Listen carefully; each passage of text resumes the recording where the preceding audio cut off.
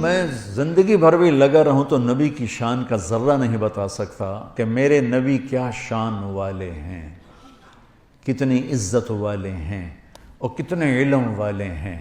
میں ان کی اب صرف ایک حدیث سناتا ہوں، اس ایک حدیث پہ میں عمل کر لوں، محمود صاحب کر لیں، آپ کر لیں، یہ مستورات کر لیں، ہمارا ملک کر لے، ہمارا سارے شعبے زندہ ہو جائیں گے، ہمارے سارے شعبوں سے ظلم نکل جائے گا، ناانصافی نکل جائے گی، برکتیں آئیں گی، ہماری زمینوں کا پانی نیچے جا رہا ہے، 100 فٹ تک ہم پائپ ڈال رہے ہیں، 40 فٹ کنواں، پھر آگے 100 فٹ پر بھی پانی نہیں آ رہا ہے، اس قدر بے برکتی کا سامنا کرنا پڑ رہا ہے۔ تو میں ایک حدیث سناتا ہوں، یہ پچھلی جو میں نے ساری بات کی تھی، اس ایک، چونکہ جب آپ جاننے والے کو ہی، بولنے والے کو نہیں جانتے تو بول کو کیا جانو، بلکہ ایک واقعہ سناتا ہوں آپ کو۔ عبد الخالق تھے، وہ ڈی آئی جی ریٹائر ہوئے، میرے بڑے اچھے دوست تھے، تو وہ پروموٹ ہوئے فیصل آباد سے، ایس ایس پی سے ڈی آئی جی پروموٹ ہوئے، تو یہاں کافی سروس کر کے گئے تھے، وہ آگے 4 مہینے لگانے۔ تو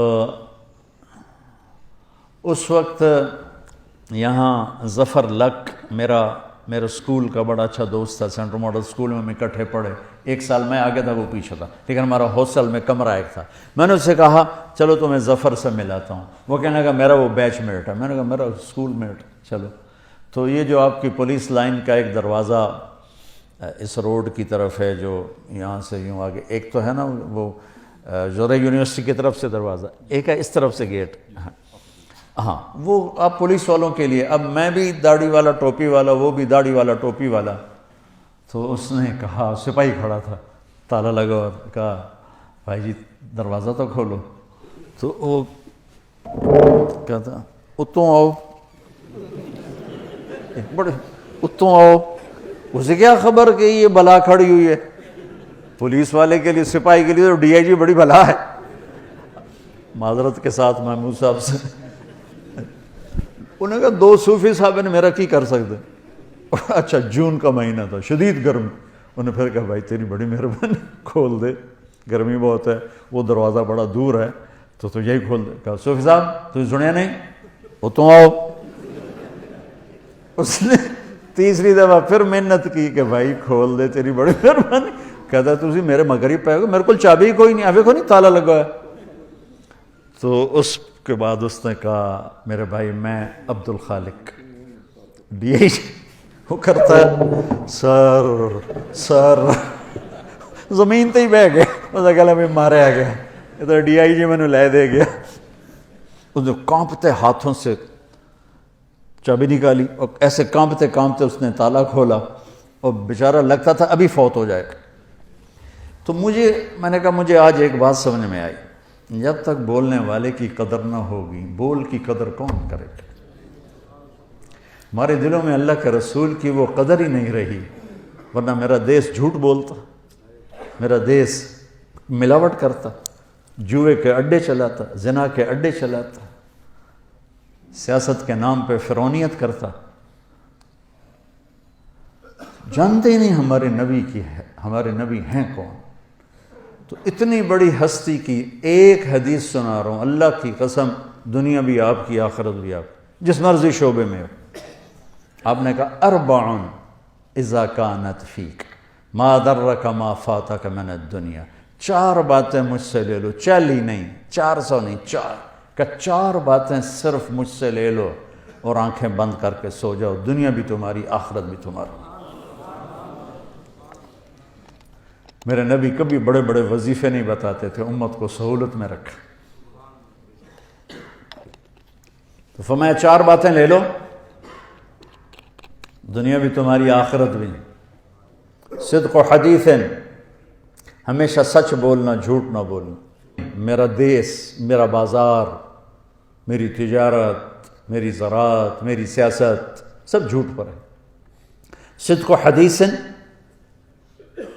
حفظ و امانت، کسی کو دھوکہ نہ دینا، دھوکہ نہ دینا، فراڈ نہ کرنا، غلط FIR نہ کاٹنا، دھوکہ نہ دینا، بے گناہوں کو 302 میں نہ دھر لینا۔ کتنے بے گناہ پھانسی چڑھ گئے۔ حسن و خلیقت، اخلاق اچھے رکھنا، گالیاں نہ دینا، بدتمیزی نہ کرنا، میٹھے بول سے لوگوں کے دل خریدنا، بشاشت سے، مسکرانے سے لوگوں کے دلوں پہ راج کرنا، عفت فی طعمت، رزق حلال کمانا۔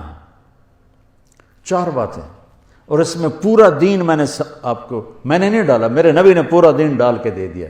فرائض کے بعد نمازی تو چھٹی کوئی نہیں، میرے نبی کے نواسے نے سر کٹایا، نماز نہیں چھوڑی، اپنی ساری اولاد ذبح کروا دی، نماز نہیں چھوڑی۔ اس کے بعد کون یہ کہہ سکتا جی پڑھی نہیں جاندی؟ اور فرائض کے بعد میرے نبی یہ 4 باتیں بتا رہے ہیں۔ سچ بولنا، جھوٹ نہ بول۔ ہائے ہائے، میرے نبی نے کہا کہ اور کسی کو دھوکہ نہ دینا، دیانتداری سے چلنا۔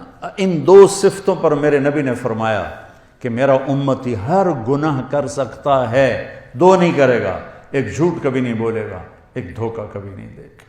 آپ نے امید ظاہر کی، ہر گناہ ہو سکتا ہے، 2 نہیں ہوں گے، جھوٹ نہیں بولے گا، دھوکہ نہیں دے گا۔ آپ سے پوچھا گیا یا رسول اللہ مسلمان ڈرپوک ہو سکتا ہے؟ ہم نے کہا ہاں۔ کنجوس ہو سکتا ہے؟ ہم نے کہا ہاں۔ جھوٹ بول سکتا ہے؟ کہ نہیں، جھوٹ نہیں بول سکتا۔ دھوکہ نہیں دے سکتا ہے، جھوٹ نہیں بول سکتا۔ میرا امتی انسان ہے، بشر ہے، مرد ہو یا عورت، کوئی بھی گناہ ہو سکتا ہے، 2 نہیں کرے گا، جھوٹ کبھی نہیں بولے گا، دھوکہ کبھی نہیں دے گا۔ تو جھوٹوں کے ماحول میں سچ بولنا جہاد ہے، اور آپ کی 24 گھنٹے کی جاب ہے، آپ فون بند نہیں کر سکتے، آپ کی وردی اتری ہو تو بھی آپ وردی میں ہوتے ہیں، اور تنخواہیں آپ کی تھوڑی تھوڑی ہیں، اور مشقت آپ کی اتنی ہے، اور اوپر سے کوئی آپ کی تعریف کرنے والا نہیں، سب آپ کو گالیاں دینے والے ہیں، برا بھلا کہنے والے ہیں۔ حالانکہ آپ کا شعبہ ہی بندگی اور عبادت ہے، اور آپ کے اندر بڑے بڑے اولیاء ہیں جو گھٹ گھٹ کے پس کے چٹنی روٹی کھا کے موت کا گلے لگاتے ہیں اور حرام نہیں کرتے۔ یہ جنید بغدادی کے جیسے لوگوں کے ساتھ اٹھائے جائیں، یہ شیخ عبد القادر جیلانی جیسے لوگوں کے ساتھ اٹھائے جائیں گے جو اس محکمے میں۔ پھر انتہائی مقدس ہستی حضرت عمر فاروق نے پولیس کے محکمے کی بنیاد رکھی تھی۔ نبوی دور میں، صدیقی دور میں پولیس نہیں تھی۔ حضرت عمر نے اپنے جب خلافت 22 لاکھ مربع میل میں پھیل گئی اور مختلف علاقے قومیں داخل ہوئے اور پھر وہ انتشار ہونے لگے، تو پھر آپ نے محکمہ پولیس کی بنیاد رکھی۔ بہت بابرکت ہستی نے آپ کے محکمے کی بنیاد رکھی ہے۔ میں آپ کو تمام محکموں میں سب سے زیادہ ستایا ہوا سمجھتا ہوں، جو آپ پر اتنے پریشر ہوتے ہیں، کبھی سیاستدانوں کا، کبھی افسروں کا، کبھی مقامی لوگوں کا، اور اس میں پھر آپ کو ذلیل کرنا الگ اور ٹرانسفر کروا دینا الگ، اور جھوٹے خبریں لگوانا الگ۔ تو کچھ پھر پولیس والوں سے بھی ہو جاتا ہے، کوئی فرشتے تو آپ بھی نہیں ہیں، لیکن آپ یقین مانیں جس تکلیف سے آپ گزرتے ہیں اس کے مقابلے میں تو سپاہی کی تنخواہ بھی 1 لاکھ ہونی چاہیے۔ تو میں آپ کو سلام کرتا ہوں میرے بھائیوں، اب یہ 4 باتیں اللہ سے مانگ لو۔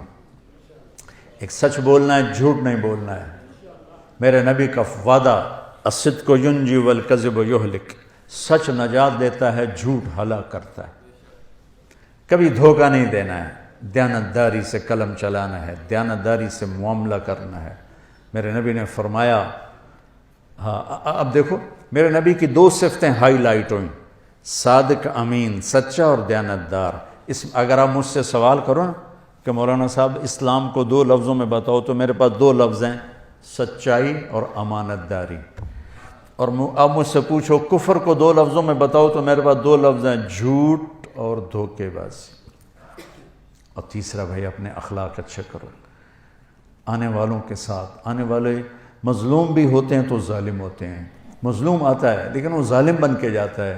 ایک آدمی کی واردات ہوتی ہے، 5 بے گناہوں کو لکھاتا ہے۔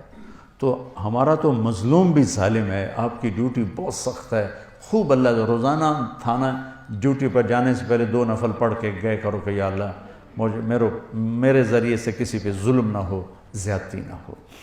تو دیانتداری اور سچائی یہ آپ کو 4 چاند لگا دے گی، اور اچھے اخلاق۔ آپ کا مسکرا کے ملنا بھی صدقہ ہے۔ میرے نبی نے فرمایا ابتسامک فی وجہ اخیک صدقہ، تو اپنے مسلمان بھائی کو مسکرا کے مل، یہ بھی تیرے لیے صدقہ۔ ماں باپ زندہ ہیں تو ان کی خدمت کرنا، ان کی دعا لینا، یا اللہ تعالیٰ کی بارگاہ میں کسی نے بڑی جنت بنانی ہو تو اپنے ماں باپ کی دعا لے۔ میرے نبی نے فرمایا جب لوگ جنت میں جا رہے ہوں گے تو اویس کرنی بھی جا رہا ہوگا۔ اویس کرنی نام سنو ہے، ماں کی خدمت سے بڑے مشہور ہیں۔ میں ان کے گاؤں بھی گیا، ان کی قوم سے بھی ملا یمن میں جب جنگ نہیں تھی، ابھی چھوٹا سا گاؤں ہے ان کا، کالے پہاڑوں میں ہے۔ فرمایا کہ جب لوگ جنت میں جائیں گے تو اویس بھی جائے گا، جب جنت کے قریب جائیں گے تو اللہ تعالیٰ کہے گا باقی چلے جاؤ، اویس کو روک لو۔ تو وہ گھبرا جائیں گے کہ بوئے تھے آ کے روک لیا، نمی FIR تو نہیں کٹی گئی، کہیں گے یا اللہ مجھے کیوں روک لیا؟ سبحان اللہ تعالیٰ فرمائیں گے ذرا پیچھے دیکھو، وہ پیچھے دیکھیں گے تو کھڑے ہوں گے جہنمی، ان میں ان کی قوم بھی کھڑی ہوگی، رشتہ دار بھی کھڑے ہوں گے۔ اللہ فرمائیں گے تو نے جو ماں کی خدمت کر کے میرا دل خوش کیا ہے، یہ سب جہنمی کھڑے ہیں، جس جس کے اوپر تو انگلی رکھے گا تیری طفیل جنت میں ڈال دو، تیری طفیل جنت میں ڈال دو۔ تو یہ اتنی بڑی بندگی ہے، اتنی بڑی رحمت ہے، تو اپنے ماں باپ کے لیے وقت نکالو۔ آپ گھروں والے ہو تو اپنے بچوں کے لیے گھر میں تھانے دار بن کے نہ جاؤ، خامد بن کے جاؤ، باپ بن کے جاؤ، بھائی بن کے جاؤ، ساری تھانے داری باہر رکھ کے آؤ، اور اپنے بچوں کو ٹائم دو، پیار دو، محبت دو، بیوی کو۔ تنخواہیں تھوڑی ہیں، مشکلات زیادہ ہیں، تو میں ایک آپ کو وظیفہ بتاتا ہوں اللہ کی بارگاہ سے رزق کے حلال دروازے کھلوانے کا، چونکہ رزق حلال، چوتھی چیز کیا ہے؟ رزق حلال۔ ایک صحابی تھے سعد بن معاذ، وہ بیٹھے تھے آپ کی محفل میں، تو میرے نبی کی نظر ان کے ہاتھوں پہ پڑی، تو وہ بڑے سخت ہارڈ قسم تھے، تو آپ نے کہا سعد اے کی، کہ یا رسول اللہ اپنے بچوں کے لیے روٹی کماتا ہوں اور خود اپنے ہاتھ سے کام کرتا ہوں، تو میرے ہاتھ یہ ہیوی ہارڈ ہو گئے، تو مجھے دیکھو۔ آپ نے ان کا ہاتھ پکڑا اور سب کو دکھا کے ایسے بوسہ لیا یوں، اور پھر فرمایا اگلی سنو خوشخبری، کہ بچوں کو حلال کھلاتے ہوئے جو ہاتھ ایسا ہو جائے گا اس پہ دوزخ کی آگ حرام ہو جائے گی۔ تو رزق حلال بہت بڑی دولت ہے، لیکن حلال ہمیشہ تھوڑا ہوگا، حرام ہمیشہ زیادہ ہوگا۔ اس صبر پہ بڑے عالی شان درجات ملیں گے اور جنت ملے گی اور اللہ راضی ہوگا۔